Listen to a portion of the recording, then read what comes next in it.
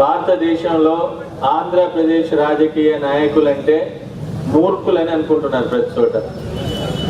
రెండు రకాలుగా, ఒకటి వీళ్లకు రాజ్యాంగం తెలియదు, ప్రజాస్వామ్యం తెలియదు.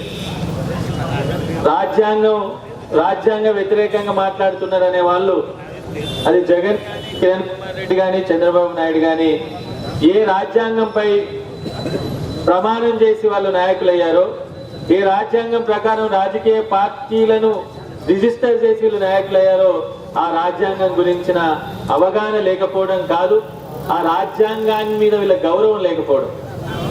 ఈరోజు ప్రజాస్వామ్యంలో రెండు రకాల ప్రజాస్వామ్యాలు ఉన్నాయి.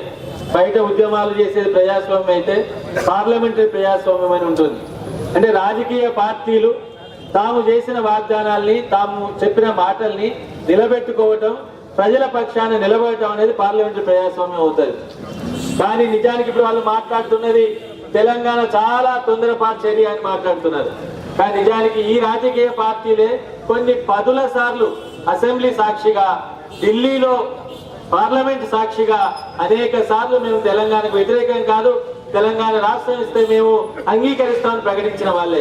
కానీ ఈరోజు ఏం మాట్లాడుతున్నారో మీ అందరికి తెలుసు. రెండోది, మొన్న పార్టీ పెట్టి వేల కోట్ల రూపాయలు సంపాదించి ఆస్తికి, సంపాదనకు, ఆదాయానికి, శ్రమకు ఏమాత్రం పొంతన లేకుండా మాట్లాడుతున్న జగన్మోహన్ రెడ్డి ఆర్టికల్ 3ని సవరించమని చెప్తున్నాడు. ఆయనకు తెలియని విషయం ఏంటంటే, ఆర్టికల్ 3ని సవరించి అసెంబ్లీకి అధికారం ఇస్తే ఆంధ్ర రాష్ట్రం మద్రాసు నుంచి వచ్చేదే కాదు అనే విషయాన్ని ఆయన గుర్తుపెట్టుకోవాల్సిన అవసరం ఉంది.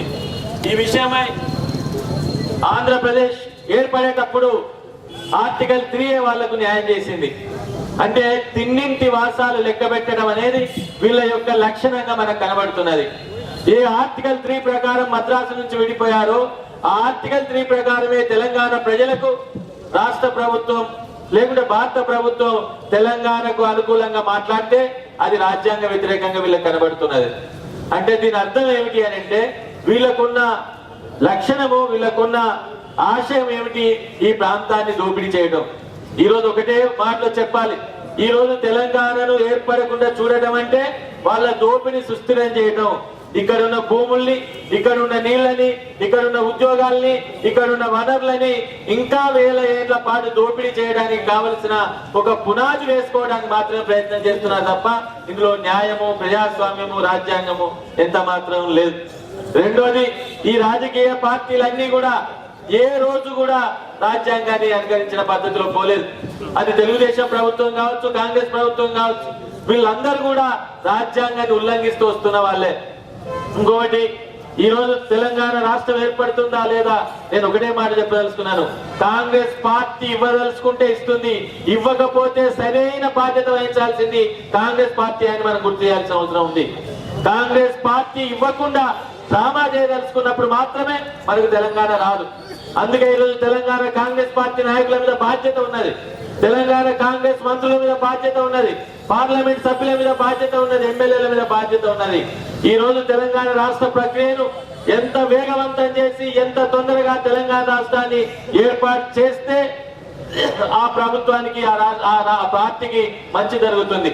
మేము తెలంగాణ ఇప్పించాం, తెలంగాణ మేము తీసుకొచ్చామని చెప్తున్న వాళ్ళు రేపు తెలంగాణ తీసుకొచ్చేదాకా ప్రయత్నం చేయాల్సిన బాధ్యత కూడా ఉంది. ఆ వైపుగా దృష్టిని గుర్తుపెట్టుకోవాలని కోరుతూ, ఈ రోజు తెలంగాణ రాష్ట్రం ఆపడం ఇంకెవరి తరం కాదు. రెండో విషయం గుర్తుపెట్టుకోవాలి, తెలంగాణ రాష్ట్రం ఏర్పడితే ఏమవుతుంది, లేకుంటే ఇంకెవరి చేతుల్లోకి పోతుంది అనుమానపడాల్సిన అవసరం లేదు. తెలంగాణ రాష్ట్రం ఏర్పడితే ఖచ్చితంగా ప్రజాస్వామ్య శక్తుల చేతుల్లోకి వస్తుంది.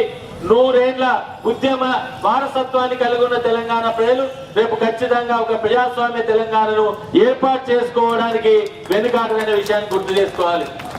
హరగోపాల్ గారికి తెలుసు, రామరెడ్డి మెమోరియల్ లెక్చర్ కు బాలచంద్ర ముంగేకర్ అని బొంబాయి యూనివర్సిటీ మాజీ వైస్ ఛాన్సలర్ వచ్చి ఒక మాట అన్నాడు, తెలంగాణ రాష్ట్రం ఏర్పాటు అయితే ఇది భారతదేశంలోనే ఒక ఆదర్శవంతమైన రాష్ట్రం ఏర్పాటు అవుతుంది అని ఆయన ప్రకటించాడు. దాన్ని మనం నిలబెట్టుకోవాలి. దాన్ని నిలబెట్టుకోవాలంటే ఇప్పుడు ఎంతైతే జాగ్రత్తగా, ఇప్పుడు ఎంతైతే పార్టీల మీద ఆధారపడకుండా ఒక ప్రజాస్వామ్య శక్తులందరూ కలిసి ఈ పోరాటాన్ని ముందుకు తీసుకెళ్లారో, ఆ ప్రజాస్వామ్య శక్తులు కూడా రేపు రాజకీయ నిర్ణయాలలో, ఉద్యమంలో, పునర్నిర్మాణంలో భాగస్వాములు కావాల్సిన అవసరం ఉంటుంది. ఆ వైపుగా మీరందరూ మనమంతా ఆలోచించి ఆదర్శవంతమైన భారతదేశంలోనే కాదు ప్రపంచంలోనే ఒక నమూనా రాష్ట్రాన్ని, ఒక నమూనా మోడల్ కలిగిన ఒక రాష్ట్రాన్ని మనం డెవలప్ చేసుకునే అవకాశం ఉంది. ఆ వైపుగా ఆలోచిస్తారని ఈ డైలీ ఆవిష్కరణ సభలో ఆహ్వానించి మాట్లాడించే అవకాశం కలిగించినందుకు నిర్వాహకులకి, శివాజీకి, ఇతర మిత్రులందరికీ అభినందనలు తెలియజేస్తూ ముగిస్తున్నాను. జై తెలంగాణ.